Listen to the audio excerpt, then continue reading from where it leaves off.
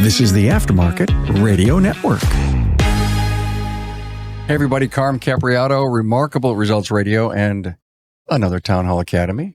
It's going to be a fun episode. Trust me. What did I say? Geeks, get into your geek mode. Welcome to another Town Hall Academy. Thank you so much to our great sponsors. You know, NAPA Tracks will move your shop into the SMS fast lane with on-site training and 6-day-a-week support. Also, I think the biggest thing is the local representation. Are you kidding me? NAPA Tracks on the web at NAPATRACS.com. Are you ready to roll out a training plan for your automotive shop? You ready to optimize? We'll use today's class in just 5 minutes daily, boost knowledge, retention, and improve team performance. Start seeing results today. Great gamification programs here to challenge all your people. Join your peers at todaysclass.com. Well, I'm here with Tim Iezzi from Iezzi's Auto Service, Reading, Pennsylvania. Hi, Tim. Hey, Carm. How are you? Good, man. You've been on the podcast before. Thank you. And you're here in a booth at TST. Oh, thank you so much to G. Trulia and the entire team from TST's the 22nd annual. Gracious hosts. They actually let me give my keynote speech about an hour and a half ago. That was a blast. Ira Waldman is here from Mallue Automotive in Manasquan. Yeah, Manasquan, New Jersey. I got them both right. There you go. It's not an easy name. If anybody's ever followed my show over the last 10 years, they know that Carm is just shit when it comes to saying these crazy names. I didn't have a chance to write it out phonetically, so that's why I screwed it up. It's all good. They're both together with Expertech Automotive Training. They work together. And so I'm walking by the Max booth, of which you are manning in a soldier-like way, Tim. And Tim says, I've got this great training class coming up, and he shows me the flyer for it. And I totally fell in love with the title. What's the title, Tim? Title is Labscope Essentials for the ball joint guy. I just love it. Who came up with it? Both of you? I came up with it. Okay. And at first Tim said, I'm not sure. Let me put it out to the focus group. And it took a day or two, and he came back. He goes, we're going with that. Yeah. They focus grouped really well. Wow. Listen to everything that's going on here at TST. Think about what's going on at Vision and ASTA and all these great training events that are around the country, where in many cases we see some of the same old people, right? At lunch today, we were with a whole bunch of specialists sitting at the table talking and listening to what's going on in their shop and what are they learning. All this stuff here is high-tech stuff. You come to TST for high-tech stuff. And I wonder how many ball joint guys are in the room. What a great way to determine or to say, listen, you have worked with your hands your whole life and you're mechanical as all get out. But that stuff that maybe could elude you a little bit, the tech stuff, the technologist stuff, there's a lot to learn here. So get out of your ball joint mentality and get into some the Labscopes. I love it. So what's the class going to be all about, guys? So for me, I worked for a school called Mechanics Education Association. We did Tech 9. We always had guys do you have a Labscope? No, yeah, it's in the box. It's too complicated. I always felt like, God, if they only got to train on it a little bit, see the power of it and see how much it can make their life easier, as long as they get to learn it properly. And just take the guy that's knows some about some scoping, maybe uses a voltmeter, or just expand his world and get him into the diagnostic world and make life easier for him. Okay, let's figure out, first of all, before we go too far in the episode, is there any kind of website that people can go to see this? So we are in the process of building it, but it's going to be experttechauto.com. Okay, if not Facebook page. And it's experttechtraining@gmail.com. Yes. And they could probably email you and say, send me some information. Absolutely. So here it is. It's going to be in Lansdale, Yep. PA? Yep, at Max headquarters. At the Max headquarters. Cool. It's a beautiful training facility. Yeah. And it's May 3rd and 4th. Yep, Saturday and a Sunday. Okay. I mean, it's $495. If you think about 2 days of training and all the take back is going to be, I guess, Tim, if I'm listening and I'm a shop owner, or if I'm listening and I'm a technology or a mechanical specialist in the base, and I say, yeah, I really could go for that. They've really nailed it. You know, tech for the ball joint guy, right? Labscope Essentials. I got to go. I want to go. To the owner, look around your shop. Think about who you have. Think about the fact that you have a Labscope in the box, in the toolbox somewhere on the shelf, and say, It's time we break this thing open. It's time I take my best ball joint guy and send him to some tech classes. Even if you're thinking about purchasing a Labscope, if you're saying, hey, maybe it's time for us to invest a little money in the shop and put a Labscope in, that's going to help us.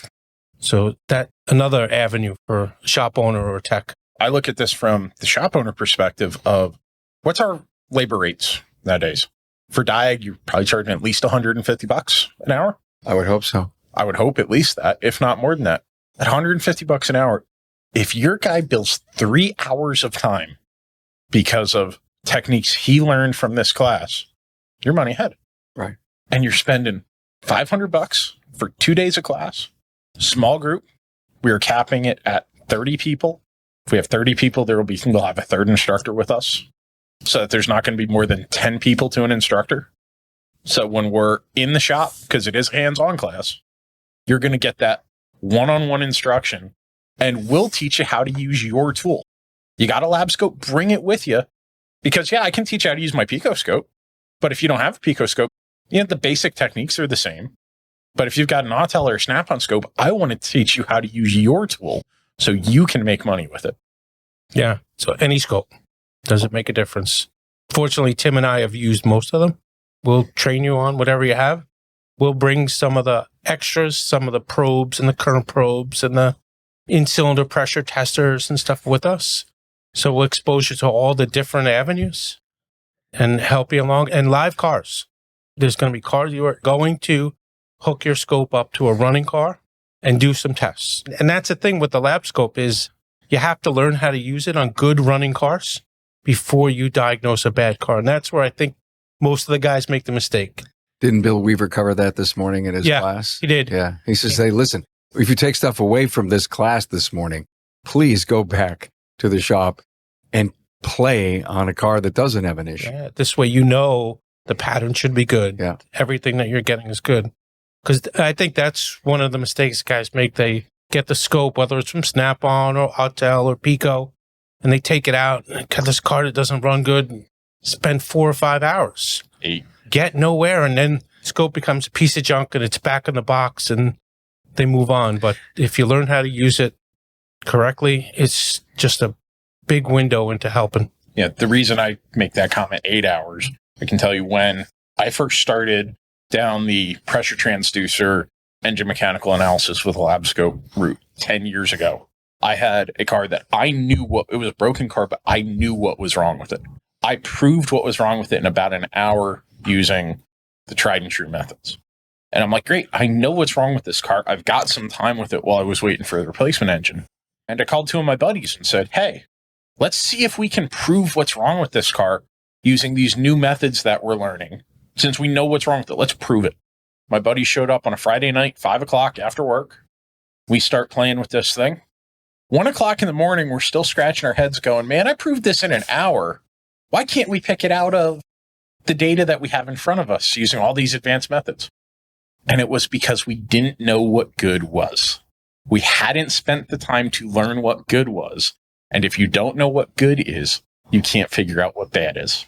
I mean, there's obviously sometimes you're going to hook a scope up and go, oh, that's bad. But most of it is got to know what's good. Hey, there's all these Facebook group good waveforms, no good waveform. I need a good waveform. Is that dangerous?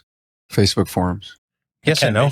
Yes and no. Right. There you go. Wow. It's an echo chamber. Obviously, we're looking to find the answer that we're looking for sometimes. It depends on who it comes from, who the answer comes from. Yeah. I watch on some of the other networks, Diag and IATN and stuff, and somebody will ask a question and 15 different people will answer the question with 15 different answers. Yeah. If you get a known good waveform from Ray Yurgo, you can count that it's a known good waveform because he has a known good waveform for everything. But yeah, sometimes you got to take the advice with a grain of salt. Why do we need this so badly? I mean, I get why you're doing the class, but the essentials for the ball joint guy. What hits you so hard, guys, that you would name it like this? Because I think the name of the class is brilliant. Because you got to start somewhere. And if you want to move and advance your skill set, there's so many classes, so many wonderful classes taught by wonderful instructors that are geared to the higher level, like you said, the high technology type stuff. Well, you have to get to that point first. I was fortunate enough in my early career. I've always had a Labscope in the shop. From 20 plus years ago when I started in this field, my dad teaching me how to use it. Ira has been using a Labscope for probably as long as I've been alive. Not trying to say you're older or Since anything. 1994. So I bought my first Mac Quickscope. So I was 5 back then. You were 5? Yeah. So I wasn't far off. But if you don't have that person that can show you, if you don't have that starting point, you need to have that foundation to build on. Building your skill set in this business is like building a house. You wouldn't build a house without a foundation. All the higher levels are going to collapse if there's not a good foundation. So we need to do the same thing with our testing and technology skill sets. Yeah. Okay. Theory, hands-on. 30 people in the class. Are you both are 2 vehicles? They're going to be 3 for 30 so that there's only 10 huddling around it? There'll be 3 for 30. 3 for 30. Yep. Could even be 3 for 20. We'll have at least 2 Okay. 2 to 3 Vehicles. vehicles in the classroom. We'll also have live demonstrations. We have the simulator boards. Okay. So besides the PowerPoint, which Tim and I tag team, we'll have a scope live in the classroom. A couple of different companies make the scope simulators that we can show live patterns in the classroom. And Guys, is this a basic class or because some people say, I don't need this. I mean, I think it's both. I think we go over the basics. So the guy that's never had it is going to benefit from it. And I always think that a guy who comes to the class who uses the scope can always learn a few things. Yeah. Every time I go to a class, I learn something from somebody else. So I've taken Adam Robertson's Picoscope 7 class 5 times, and I learn something every time I sit there. Exactly. Yeah. There's always something that you can learn just from, you said, that guy that's been using a Labscope for 20 years. You see us do something and go, I never thought of that. And now you learn that tip, that killer technique that's going to save you time and make you money. Do you have to have basic electricity down before you jump in this? Yes. Okay. You got to understand electricity. Okay. So goes back to the titles of the classes that they hold at the big events. They say, they always try to say the word advanced, even though they're trying to. Advanced electrical for the basic mechanic type of thing. And how many people like you, Tim, have I talked to that says, if they go back to a basic electricity class every 3 or 4 years, they always learn something or solidify what they need to know about ohms, volts, and amps and parasitic draws and resistance and all that stuff, which I find electricity, by the way, so fascinating. I just love to hear trainers talk. And it's not like I realize what I don't know because I'm not in the bays at all, but I'm fascinated as to what it can do and how we can find out what it's doing. Yeah. The great thing when you get into using a Labscope to its fullest potential, man, you're only limited by your imagination. Oh, that's so cool. That is an Adam Robertson term, but it's so true. You can do so much when you learn how to grab 3 or 4 signals and look at all 3 or 4 and see what they have in common and where they lead you. A starter current draw along with a battery test at the same time. Short to ground on a sensor circuit. Short to ground on a sensor circuit. There's so much different stuff that just opens your eyes up and you go, wow. Let's face it, your shop management system is the single most important tool in your shop, period. NAPA Trax was built from the ground up to make your business more profitable and efficient. We provide an extensive set of tools to increase and track profitability in real time. NAPA Trax offers the industry's best post-sale support, hands down, and we train your people on site. Yep, on site. And we offer remote refresher training 10 times a week, and customer support is open 6 days a week. Give us a call, visit the website, or join our Facebook community today to learn more. We'll prove to you that Trax is the single best shop management system in the business. NAPA Trax is always customized and tailored for you, whether you're a one-man shop or a large multi-bay or multi-location company. After all, it's your shop, so it's your choice. Visit us on the web at NAPATRAX, that's NAPATRACS.com.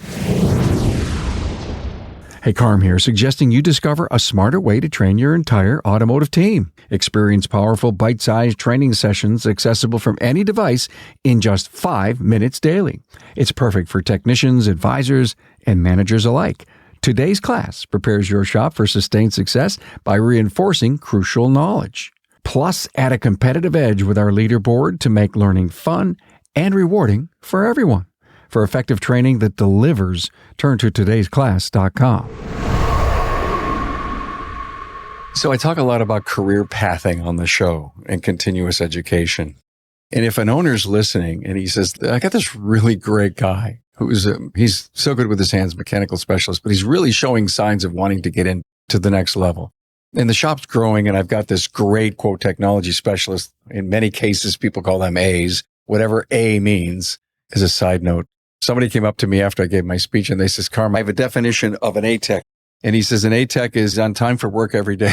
And he's going down the whole cultural thing. He says, and that's what a great employee for me is. Like that designation, A, B, C, D. Oh, yeah. Well, we all know that. So I think about career pathing. So if you're listening to this and you're a shop owner and you say, ooh, Labscope Essentials for the ball joint guy, which we're really trying to say is someone who maybe wants to break through or break in, if you will, high-tech think, you got to look at this class as a career pathing opportunity and check boxes on those kinds of classes that are going to take maybe even my good B.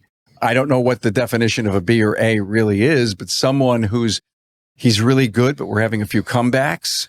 We're having a few issues. It's taking a little too long to come up with our answers. That's the class they got to go to. So Tim and I do a class called Why Doesn't It Start? We did it in Staten Island maybe a month ago. And in that class, a good part of that class, we show testing techniques that we've developed using the scope to help diagnose the no start. And now the guys want the scope class. They want that class. They see the need for it. So every time we teach and we show a little bit more, and a great window into helping you diagnose, as long as you learn it correctly. You guys having any fun doing this? Oh, yeah. Were you destined to do this? You each own shops, and yet, what are you working, 20 hours a week on this stuff? Yeah. All right. At night. Yeah. At night. I come from a technical training background, so I worked for a school. I taught a couple of nights a week. We did tech line. Besides, You were I've been a trainer. college No, it was a adjunct professor type of thing? technical training school called Okay. Mechanics Education Association. Okay. All right. Okay. So, I've been training for years. I like giving the knowledge to other people. It made me a better tech, working the tech line, having to diagnose cars over the phone, having to develop techniques to help. Nowadays, a guy calls up, says, hey, I need some help. I can log on to his computer and help him set up his scope and look at the patterns with him. And that's the stuff. Once class ends, it doesn't end for us.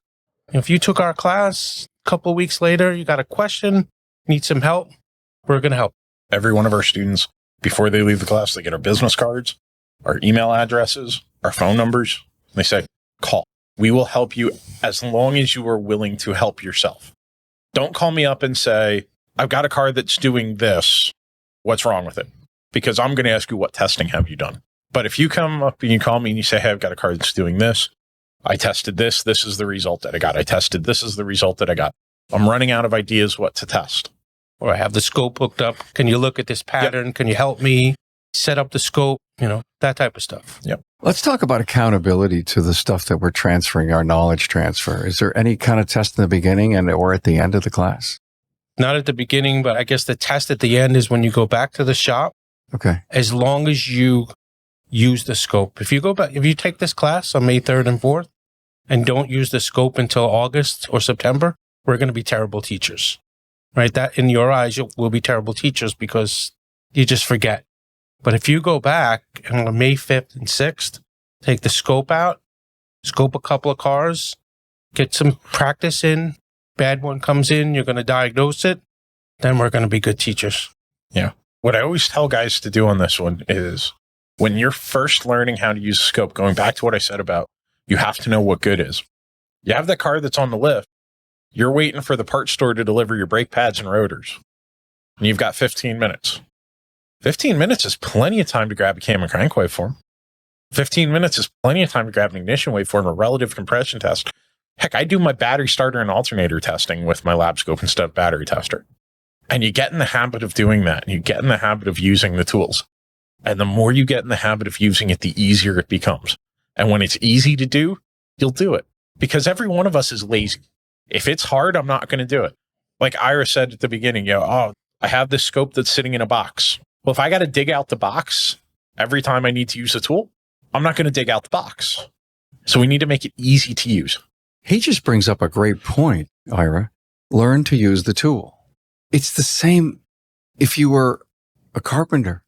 It's the same if you just bought a new lawnmower and it's time to cut the grass for the first time, and then the second time and the third time, and you're starting to learn the nuances and how you can turn and how you can't, what backing up is about and the blade height. Every time you use it, you get better at it. Every time you use it. I mean, it's such a great point. Stop and think. The oscilloscope is I bought a brand new lawnmower. It's in the garage. It's been 3 months. I haven't touched. Same in concept. I have a cart. Tim has a cart that we set up. We talked to the guys I have a bag. about. I don't have room He for is a bag. I have a cart. My scope is set up. My leads are right there. My adapters are right there. And I'm literally a foot and a half away from the front of the car. I turn and I grab my scope leads and I'm hooking up. That type of stuff that make your life easier to, in the morning, turn your scope on, get it out, turn it on. Just the repetitiveness. Almost like a comfort zone. Yes. It's like, oh my God, I got my scope. And I'll be honest, I'm the perfect example of I'm too lazy to pull a Labscope out. So I remember at the beginning of my career, and we've had a snap-on modus in the shop that was our scan tool and our Labscope. If I wanted to use the Labscope, I had to dig the box out from under my dad's toolbox, pull the leads out and everything, and until you spent 10 minutes hooking it up, untwist them. Until you spent 10 minutes setting it up, it was like, man, if I can do this another way, I'm going to do it, because that was a lot of work. But now my Labscope, my Diag bag, all my Diag stuff is in one place. So I take it, I set it on the car. It's easy, it's convenient, so I'll do it. It kind of reminds me when you watch those medical shows and they're in the surgery room and you see that everything that's necessary for that surgery is laid out somewhere on a table near this particular surgeon, so that in an instant they can get themselves in touch with that tool that they need. Or walk into any commercial kitchen, it's mise en place. Oh, see? French speak. Yeah. Hey, how you doing? I can't speak French. I'm not going to try. That was a rough slang Italian right there. That's what that was. Let's talk about assessments, guys. So much of that is being discussed before you enter the class. Listen, here's 10 basic questions, guys. Let's checklist them. You collect it. You know that these are the kinds of things you're going to be covering in class. What do they know? If it's true, false, a multiple choice. And then give the same test at the end and realize that test. In fact, go photocopy them, keep them for your own edification, make sure their names are on it, and then give them back to them and say, go back and look at the gap between entry and exit. If you got 4 correct here and you got 8 correct here, you learned a ton of stuff, but that secondary test is the things that you must go back and work on. Each and every one of those things, and the ones that you got wrong, they should be the first things you work on. And to me, I say, oh my God, I just can't believe the gap I came in here with and how I got it closed. And as instructors, think about what you would want to do, because you wouldn't put assessments on there. They would be for all the things you're teaching. When you get into a hands-on class like we're doing with this, the second part of each day being hands-on, the hands-on part becomes the assessment. Because how I like to teach hands-on class, especially hands-on Labscope class, is when I'm lecturing, I'm giving you the theory, explaining how you set up these tests. When we go into the shop, I'm going to demonstrate it. And then I'm going to disconnect from the car and I'm going to tell you to do it. And then I'm going to check what you did. If your setup isn't right, if something is wrong, we're going to discuss it and say, did you do this correctly? If you didn't, what do we have to do to fix it and why? Why is what you did wrong? But you're doing that individually? Yes. In at most a small group. Okay. Because when I hear you say, Tim, I'm not challenging you, but you say hands-on as assessment. If there's 30 in the class, that's a huge challenge for the instructors to be able to evaluate each of those steps along the way. And all I'm saying is they may remember what you did in the interaction, teach and learn, but if they could walk away with a piece of paper that says, wow, there was an interesting gap I closed. I'm saying paper's important. It's just my opinion, guys. No, I like that idea. But it's like, I've been in these before. I remember going to Microsoft stores back in the day to learn how to use Word on my own computer. And I says, oh, that's really cool. Never used it again. And I said, what the hell was it that I learned? It was that hands-on thing, but it wasn't an assessment that I could go back and say, wow, I did learn this and I figured out how to do it. I find that in the word personal, the personal assessment, personal, this was your gap that we helped close. Go back and practice this. Here's the sheet that says, or, oh my God, I even have a better idea. Do the assessment, do the pre. I'm crazy. I'm thinking out loud here. Do the post and then give them a sheet with all the principles, 20 principles and say, all right, here, what are you going to work on? And then hold them accountable to a particular email me. Tell me when you got through all 20 of these things that you were going to work on. List all the things and let them say 1, 2, 3, 4. I'm going to work on all of these because I guess it's like, let me see, go to a training class for muscle. I mean, go to a gym and never work out after each week's lesson. Never do anything else. That's why we say this. Got to go back and practice with the scope. Yeah. Best class I ever took in my life, absolute hands down best class, was a high school PowerPoint class. I went to Manasquan High School, adult education at night. I did not know anything about PowerPoint. I had to learn how to use PowerPoint to build classes. Teacher showed us, we built PowerPoints in class. We built different PowerPoints. That hands down was the best, to me, one of the best classes I ever took. So here I'm an owner, and it doesn't matter your class or anybody's class. I sent someone away for training and they've come back. And I, as an owner, to hold our people accountable for the training they just got, say, listen, do me a favor, write down everything that you learned. Well, I learned a ton. Do the best you can. Just give me the bullets. Now I've got them. Can you go out and teach it to a few of the buddies in the class? Just pick one or two. See what you can recall for 15 minutes the next couple of days. Because when you teach, you learn. And what I love about the accountability piece, not only an owner assessment when the student comes back or in your class, I wrote down looking over my shoulder. Think about this sheet that comes from your class and that they said they were going to work on for both of you because they got to know you guys over 2 days. They just love being in the class. Wow. Let's be honest, they were sick of us by the end of 2 days. No, they weren't, Tim. Tim, you guys are too much fun to love, not to love. Looking over my shoulder. It's an accountability piece of someone. It's not happening. There's no mysterious camera hovering over them, but I made a commitment to do this. Probably something we can look into. I like the idea. Listen, we want to be looking over your shoulder in the next 30 days by you accomplishing the things you said you were going to practice when you left. I'm not doing this for your class. I'm in broad spec here talking to the entire industry. Maybe we're not doing enough of that. Maybe. Anyway. Maybe we need to get the shop owners to buy in as well. Maybe all the shop owners come to this class. That's the point. Well, my guys won't go to training. Oh, God. Why not? So the next question, Ira, is who owns the shop? There's got to be some incentive too, right? If I'm a tech and I'm working for you and you say, hey, I'm going to pay for this class. You're going to go to this class and I'm going to enhance your career. I'm going to send you to a class. You're going to learn a new tool. You're going to learn a new skill. And when you show me that you're using that skill and it's helping you, I'm going to reward you. Whether it's lunch 1 week or a little bit of pay or a day off here and there, whatever it is, but just some kind of give back, I think, to the tech. All right. What's next for Expert Tech automotive training? So we'll be doing this class again in Utah. In June, we're in Utah. Hopefully, we'll be teaching it in North Carolina at ASTA. Okay. Then in Vegas again. We have some new classes on the rise. We do some programming classes. Essential programming, advanced programming. Did you get selected for Apex? We submitted classes. You submitted classes, okay. yeah. We did last year. We were there. You were there? Oh, good. I hope you get in. Yeah, that was fun. We also teach for another company called OE Alternatives, Okay. Mike Christopherson. We do EPROM, cloning stuff. So we'll be doing a couple of those classes. Wow. And so we're busy. Tim does his CTI stuff.